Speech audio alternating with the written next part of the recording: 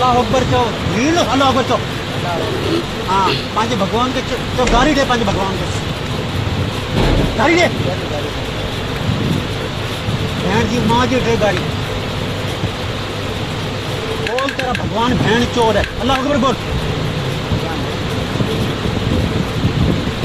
चलो पाकिस्तान में गंद डाल रखा तुम लोगों ने। दोस्तों जी तव्हां वीडियो ॾिठो अफ़सोस सां चवणो थो पए अल्लाह अकबर अल्लाह ताला फरमायो आहे कंहिंजे मज़हब सां ऐं कंहिंजे दीन सां मज़ाक़ न कई वञे ऐं कंहिंजे दीन खे कंहिंजे मज़हब खे घटि वधि न ॻाल्हायो वञे पर ही हिकु इंसान न पर शैतान आहे जेको हिकु हिंदू भाउ खे घटि वधि ॻाल्हाए थो उन दीन खे ॻाल्हाए थो हुनखे चए थो ज़बरदस्ती आहे ज़बरदस्ती त इस्लाम कंहिंखे इजाज़त कोन थो ॾिए त तूं मुस्लमान थिए ऐं कंहिंखे ज़बरदस्ती कंहिंखे मुस्लमान नाहे कयो वेंदो मुंहिंजा भाउ। हाँ तूं हुनखे चवंदो तूं पंहिंजे दीन खे गार ॾे ऐं पंहिंजे भॻवान खे गार ॾे यार केरु इंसान पंहिंजे दीन ऐं धर्म खे केरु गार न आहे ॾींदो। तूं हिकु इंसान त न पर हिकु शैतान आहीं।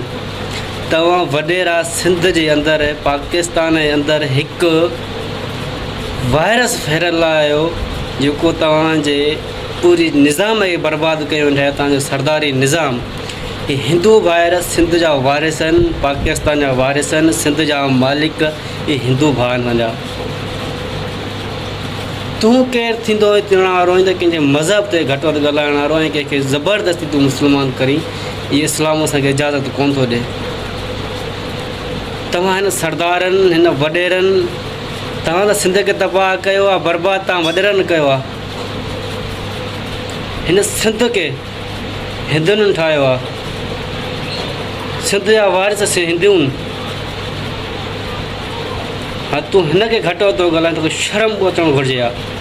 ऐं असांजे दीन ते केरु असांखे घटि वधि ॻाल्हाए असांजे अलाह जे रसूल खे केरु घटि वधि ॻाल्हाए त असां हुनखे मारण खां अलावा न हुनखे छॾींदा। हा तूं हिकु मुस्लमान तीअं कंहिंजे दीन ते तो घटि वधि ॻाल्हाईं त तोखे कहिड़ी सज़ा ॾिनी वञे। अफ़सोस अफ़सोस तव्हांजी ज़ालत ते असांखे कंहिं मुस्लमान खे इजाज़त न आहे त कंहिं हिंदू खे ज़बरदस्ती मुस्लमान कयो वञे या ज़बरदस्ती हुनखे चए त अलाह अकबर करे। असांजो इस्लाम मोहबत प्यार ऐं सचाई जे रस्ते ते हलण असांखे सेखारींदो आहे। असांखे असांजो पंहिंजो इस्लाम ते न आहे चवंदो त कंहिंखे तव्हां ज़बरदस्ती उथी मुस्लमान कयो। अफ़सोस।